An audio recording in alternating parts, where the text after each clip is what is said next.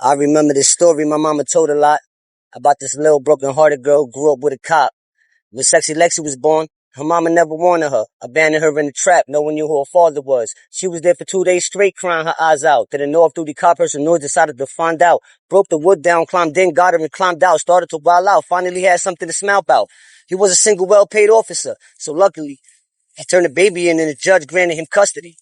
He looked in her eyes and said, "I'm gonna name you Lexi." Sexy Lexi smiled as she was used to him by next week. Lexi was set for life as 7 was on the sports team. Baseball, ponies, Barbie mansions, and girl dreams. Everything a girl could ever want this little girl seen, but everything changed from age 8 to 14. Started growing the body. Daddy looked at her different. Knowing it's not his daughter and he's the only protection. He's sticking, smoking, and sniffing. Beers all over the kitchen, a private house in the woods so he knew nobody would listen.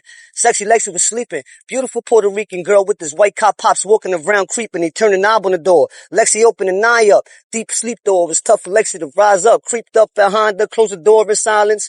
Poor little Lexi couldn't change. She a dime now. Jumped on the raw crazy. Started ripping the clothes off. Lexi started screaming. He knocked her out and she dozed off. Ate a pussy and fucked her. Nasty motherfucker. She was only 8. There was blood all over the covers. He hit it all positioned and did himself in the kitchen. Lexi woke up and knew her innocence was missing. Blood all over the floor. There was blood all over his balls. Nigga blew his brains out. There was blood all over the walls. Lexi could barely walk. Called the cops could barely talk. The FBI came and the scene was looking berserk. They threw her into the shower and rushed her ass to the hospital. Got her stitched up. She was open like 8 kilometers. You see, the problem was she had to go to a foster home, and the one who raised her and raped her was the only pop she known. Confused of this world, she was scared of the fucking globe. Then this white lady grabbed her hand and said, "Let's go." Lexi bit her in the arm, started blowing it towards the door. She ran a couple blocks and dipped it to a corner store. Some 16-year-old drug dealer kid saw her, ran down on her, and asked her who bothered her. She's like, "My father died, and I never knew who my mama was." He's like, "I'm with my sister. You can stay with us." Follow her. She followed him. Right into her house just like her father was. It's like it's just us, mom, and dad. You made 5 of us. Mama was a prostitute.